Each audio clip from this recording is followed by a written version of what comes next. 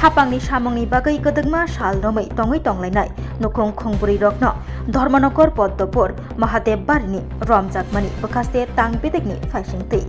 नरजाकनाय रकनि बागै ताबुंबो तंनानि शेप खलाय रजायाखौ नक खुक गरै खलायै पिलाला नखातलावनो तङै तंलायखा बर अबाहायनो खादोमानि কক साइ खोना रखा धर्मनगर पद्मपुर महादेव बारिब नरजाकनाय र কি হইছে এখানে তারা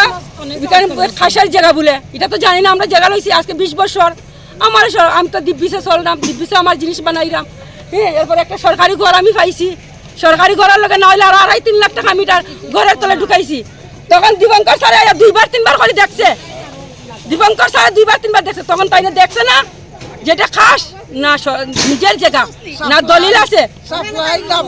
জাবরার বিল সাপ্লাইর বিল কারেন্ট বিল আমরা দিয়া যাইতাছি দিয়া যাইতাছি এরপরে আমি যখন টাকাটা নি দেই তখন 22 চেয়ারম্যান আমার লগে গিয়ে টাকাটা দিয়া দিছন শ্যামল দায় কইছে ঘর বানাও জোর দখল করো কি যাও আমরা কইছি জোর দখল করতাম না মালিক গরিব মালিকের ছেলে মেয়ে নাই মাইয়া ফার্স্টটা বিয়া দিয়েছে তাই না খাইতো আমরা অল্প পয়সা দিয়া আমরা বই তবু আমরা জোর দখল করে পিঠা খাইতে চাই না এই রকম মেম্বার যখন আমার লগে টাকা দাঁত দিয়েছে তখন কইলো না কেন এটা খাসার জায়গা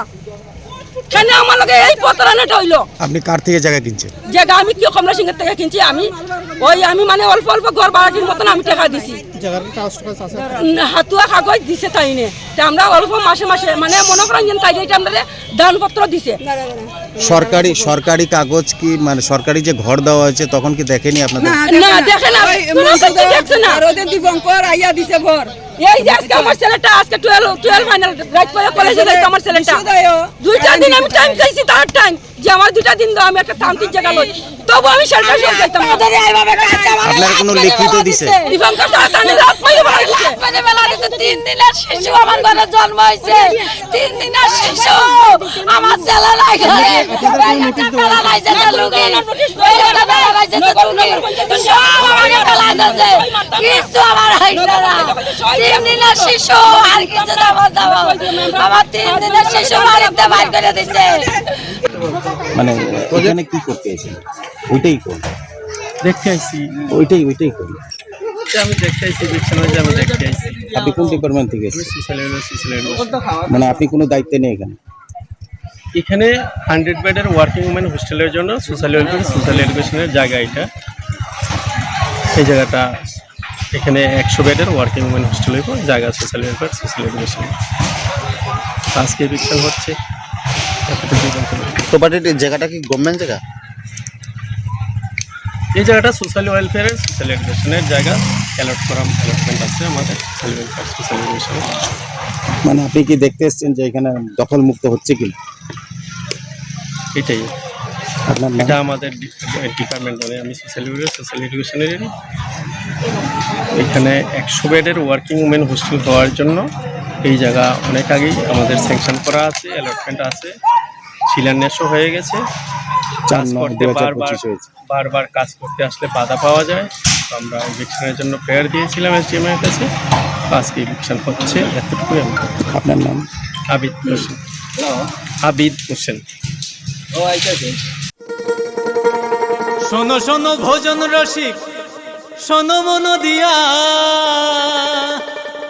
ঝাঁঝের স্বাদে রান্না করো লং তরাই দিয়া ইলিশ সর্ষে পোস্ত বাটা যেমন ইচ্ছে নাও মালাই চিংড়ি মাংস কষা চেটে পুটে খাও আহা চেটে পুটে খাও আহা চেটে পুটে খাও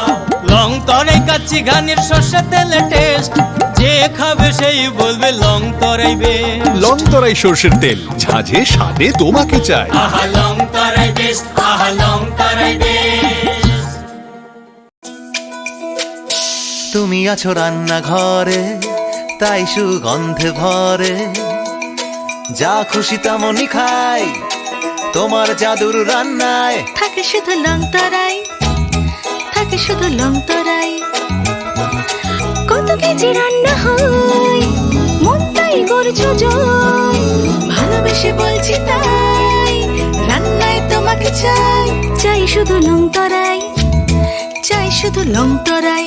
তরাই গুঁড়ো মশলা রান্নায় তোমাকে চাই চাই শুধু লং তরাই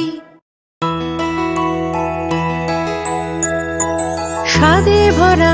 ঘিয়ের সুবাস লংতরায়, কি ভালো খেতে। শুদ্ধ ঘিয়ের আবেশ ভরা লংতরায়, অপূর্ব সুগন্ধ। পুষ্টি ভরা